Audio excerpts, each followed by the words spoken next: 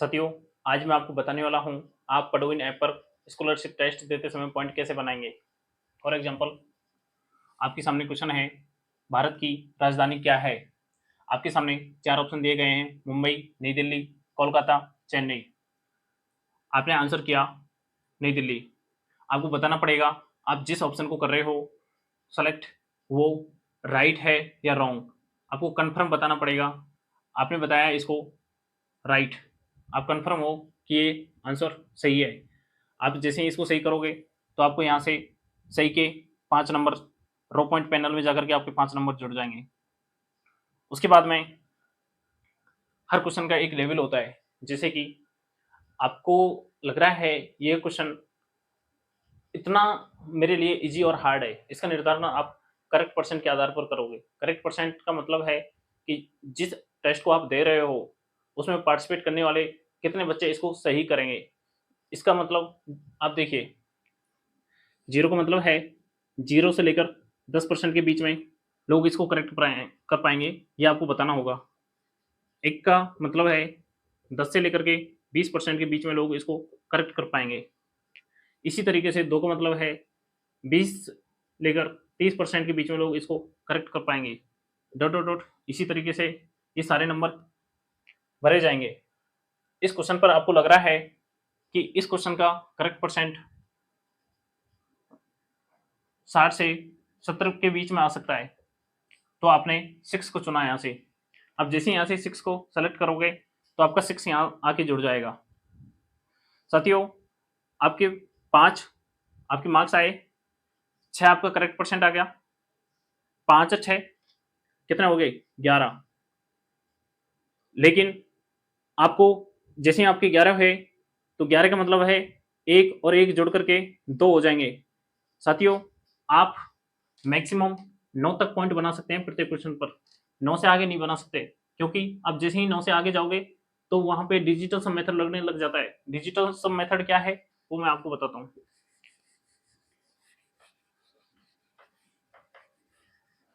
मान के चलिए, जैसे ही 9 के बाद 10 आता है, 10 में 2 अंक हैं, 1 और 0 जुड़ करके 1 प्लस 0 जुड़ करके 1 हो जाएगा। 10 के बाद 11 आता है, 11 का मतलब है 1 और 1 जुड़ करके 2 हो जाएंगे। इसी तरीके से 11 के बाद 12 आता है, 12 का मतलब है 1 और 2 जुड़ करके 3 हो जाएंगे। इस तरीके से डिजिटल सम मेथड लगने लग जाता है, इसलिए आप प्रत्येक क्वेश्चन पर मैक्सिमम 9 पॉइंट बना सकते हैं। तो यहाँ भी आपको मैक्सिमम 9 पॉइंट बनाने हैं। देखिए साथियों, आपको 5 आपके राइट करने पर मार्क्स आए, 6 आपका करेक्ट परसेंट आया, 5 है 11, 11 का मतलब 2। ठीक है, अब आपको मैक्सिमम 9 पॉइंट बनाने हैं। रो पॉइंट पैनल में आपको मैक्सिमम 9 पॉइंट बनाने हैं। बाकी के आपके बचे कितने? 7 पॉइंट और लेने हैं आपको। आपको 9 बनाने हैं, 2 आपके आगे यहाँ पे, तो आपको 7 बनाने हैं। 7 कहां से लेके आओगे? आपको यहाँ सेकंड चल रही होंगी, प्रत्येक क्वेश्चन के लिए आपको 25 सेकंड दी गई है। या तो आप जैसे ही सेकंड शुरू होती हैं तो 25 पे कर दो, क्योंकि आपको 7 की जरूरत है। यहाँ 9 बनाने के लिए आपको कितने की जरूरत है? 7 की। यहाँ आप टाइम में 7 जोड़ोगे तो आपका यहाँ 9 बन जाएगा। टाइम आपके यहाँ पे चल रहा होगा तो आपको 7 लेने के लिए या तो यहाँ पे जैसे ही 25 आता है तो आप इसको सेव कर दीजिए। जैसे आप 25 पे सेव करोगे, 25 आपका यहाँ आके जुड़ जाएगा। 25 का मतलब 7, 2 और 7 जुड़ करके 9 हो गए। ये है इसमें। या आप 25 पे नहीं कर पा रहे तो फिर 7 कब आएगा? 16 सेकंड पे। 1 और 6 का मतलब है 7। साथियों, जैसे यहाँ पे 16 आता है तो आप 16 पे जैसे ही सेव करोगे, यहाँ के 16 आपका फिल हो जाएगा और यहाँ आपका वही 7 रहेगा और आपके मैक्सिमम 9 पॉइंट बन जाएंगे। या फिर आप कितने पे कर सकते हो? सीधे सीधे 7 सेकंड पे सेव कर सकते हो।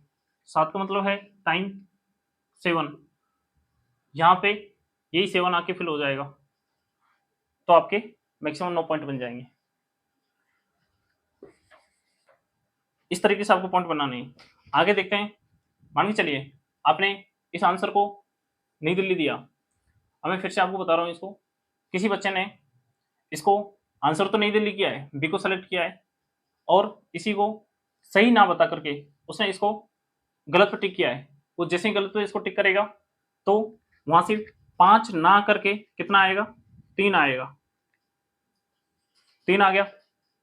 उसने करेक्ट परसेंट, मान के चलो उसने या तो 6 रख लो, 6 नहीं रखना चाहोगे, मान के चलो उसने करेक्ट परसेंट चुन लिया 5, ठीक है, तो करेक्ट परसेंट उसने चुना 5, 5 और 3 8, तो यहां पे कितना आ जाएगा 8, ये भी आपका 8 हो जाएगा। अब इसको आपको 9 बनाना है, कितने की जरूरत है, 1 की, तो 1 कहां से लेके आएंगे, 1 लेके आएंगे आप, आपका जो टाइम चल रहा होगा यहां से, 1 1 कब बन सकता है आपका, देखिए आप 19 सेकंड पे सेव कीजिए इसको, 19 19 का मतलब है 10, 10 का मतलब है 1, जिसे आप 19 पे सेव करोगे, यहां आपका 19 आएगा, यहां आपका 1 आएगा, 8 और 1 ये आपके 9 बन गए।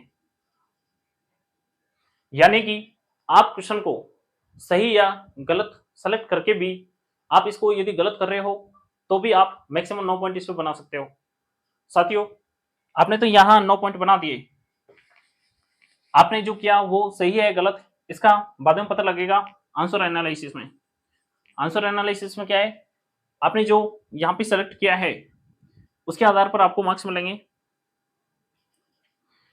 उसमें आपको करेक्ट परसेंट और टाइम को अच्छे से चुनना है, बाद में आपके ये तो पॉइंट रहेंगे ही सारे, उसके बाद में आपके करेक्ट परसेंट और टाइम के और जुड़ जाएंगे, जैसे कि 5 और 1 6, मतलब आपने 9 तो ये बना लिए और 6 और 9 और 6 लास्ट में आपके 15 पॉइंट जुड़ गए एक क्वेश्चन पर। एग्जांपल मेन पॉइंट पैनल में यह आएगा आंसर एनालिसिस के बाद में।